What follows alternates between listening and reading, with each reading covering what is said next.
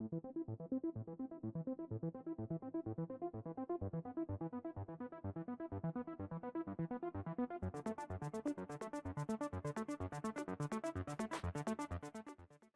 everyone, welcome back to the range. My name is Matt, also known as the King of Armor Destruction, the Armor Wizard. Zap, zap. We've got a helmet test today. Now, these are a complete departure from all of my other typical and common hard panel or soft panel testing.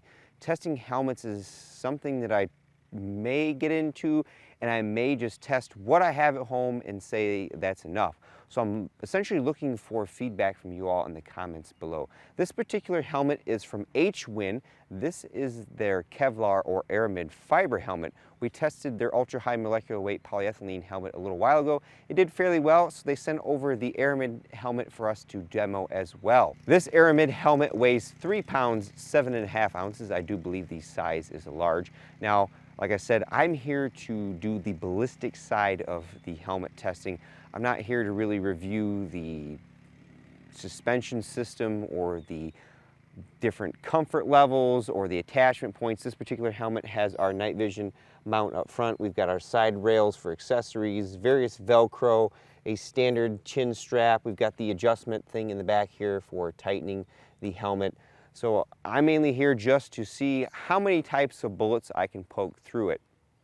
Now in our last testing, I'm going to keep the same, rhythm or structure. We're going to start off with the 9mm and then go to our 44 Magnum bullet, and then we're going to bring out the specialty threats and see what kind of penetrations we get, if any. So I don't have the head bust that the NIJ uses to check for backface. I have this styrofoam head here that we've cut part away and we put some clay there.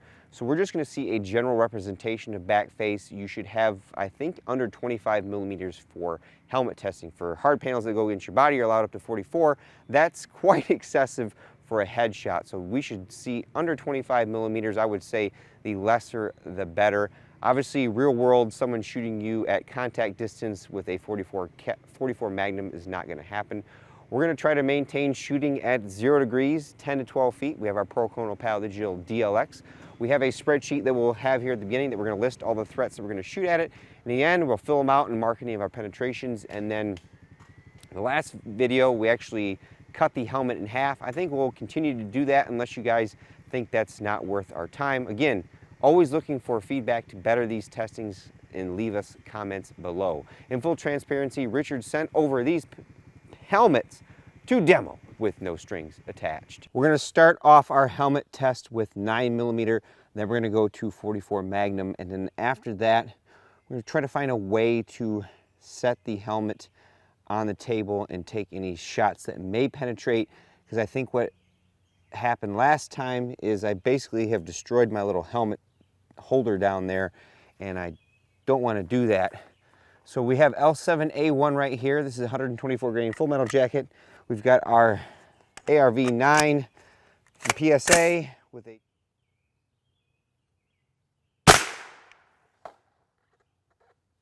exactly what I didn't want to do.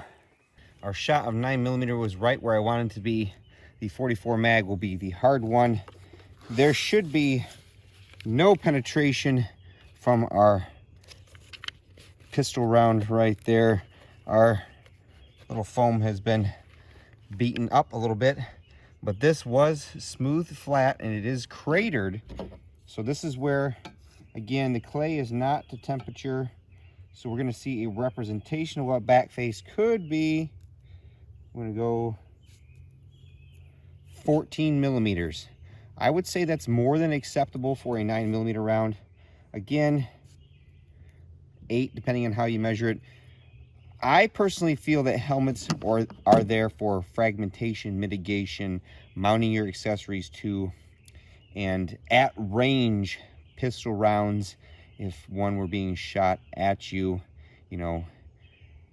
the amount of blunt force trauma even from a 9mm to the head is a lot different than taking one to the chest with level 3A. So your mileage may vary.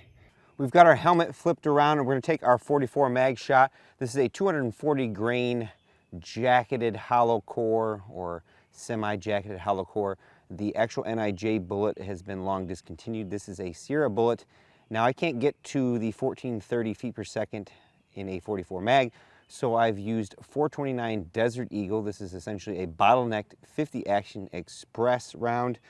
We've got our Desert Eagle here, got a Tacticon armament red dot up top, and an EGW mount. Got the Hogue G10 grips on here. Let's hope I can hit this.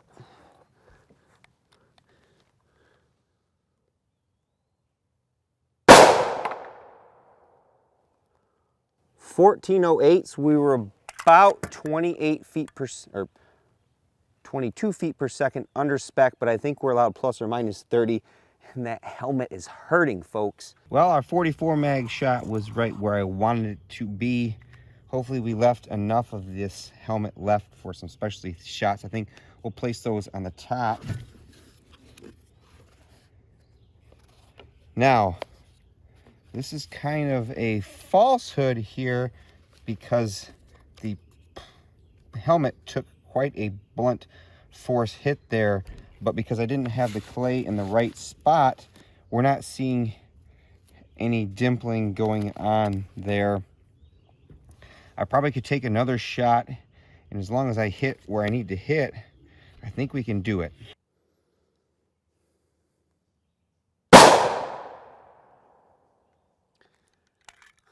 Here was our shot on our helmet, right where we wanted to be, about an inch low. And hey, there's a divot. It actually looks about the same. Now again, this head is taking quite a bit of damage here, and it's done. We're not going to place any shots on this that could penetrate because it's already been destroyed. 18 millimeters, pretty darn impressive. Let's go up here. That one's a little more realistic at 24.4 millimeters. So with a 44 mag at the spec and the suspension system and your foam on the inside, that's about probably the max you want to take at close quarter range is a 44 mag. Now we'll go to our specialty 9mm. We'll get to some 5.7, and I brought up some 4.6 and 7.62 by 25 today. I didn't think last time we had enough shots on the helmet. Again, always looking for feedback. I have an 80 grain solid copper spun round from Fort Scott Munitions, known for penetrating Aramid fiber. Then we have our Liberty Civil Defense 50 grains, smoking fast. We'll take that shot first out of our CZ Scorpion Evo. .2266, oh yeah. For our Fort Scott Munitions shot, we'll take it from a 4.5 inch pistol. This is an AREX Delta Gen 2 long slide. Good velocity off that. Now for a timeless classic 7.62 by 25mm or 7.62 Toke Rev. This is a 30 caliber projectile going 1,500–1,600 feet per second in our pistol here. This is a Yugo M57. I do believe this is some Chinese surplus. Has a bimetal jacket, I believe. Most of this stuff is corrosive, so you always want to wash down your barrel and gun after shooting some of this stuff.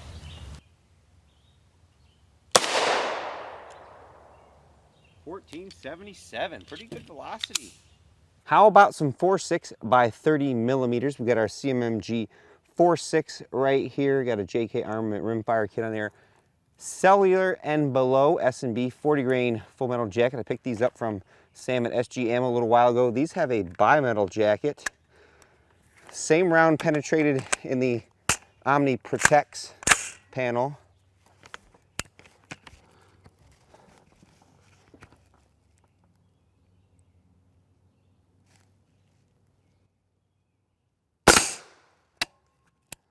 I saw some wood jumping back there, folks. Now the hard part about our helmet shape is the inability to place completely parallel shots. Our Fort Scott Munitions was up here. Our 4.6 was right there. The Liberty Civil Defense was there. Then our 7.62 toke rev was right there. This apparatus is not the best. I'm probably gonna smack myself with this bungee cord. We have a couple holes going on in here. We have a confirmation on the penetration for the Fort Scott munitions. Let's check our other rounds here. Our 7.62 toke rev was stopped. Our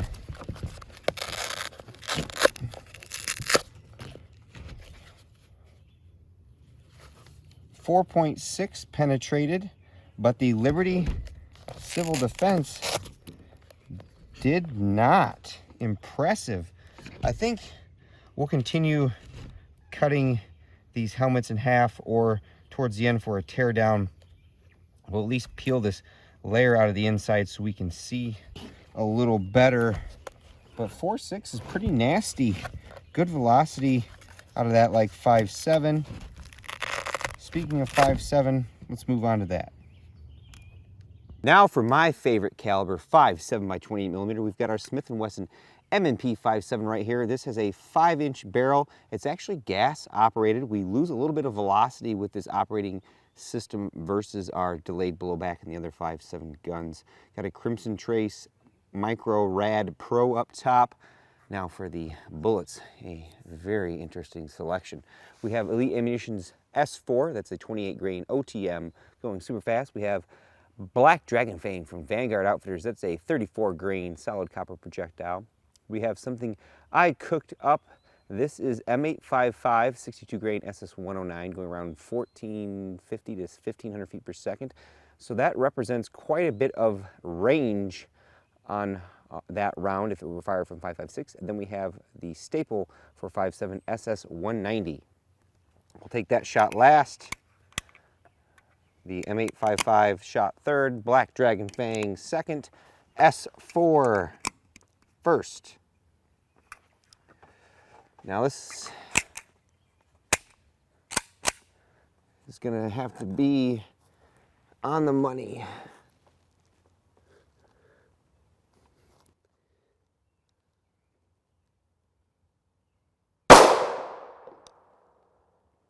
$25.60.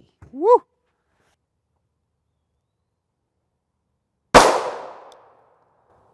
$19.44. I will say the lot of Black Dragon Fang that I have is a little bit slower than his production lots.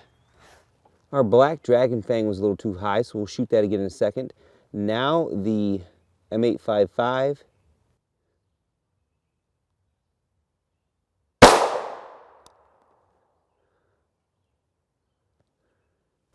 And finally, our SS190.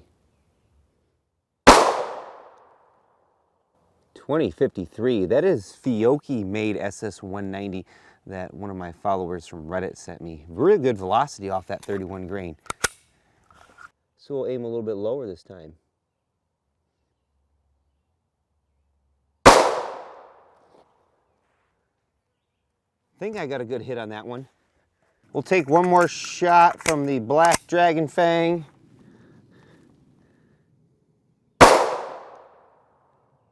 Oh wow, that stuff is like 2 inches high and to the right.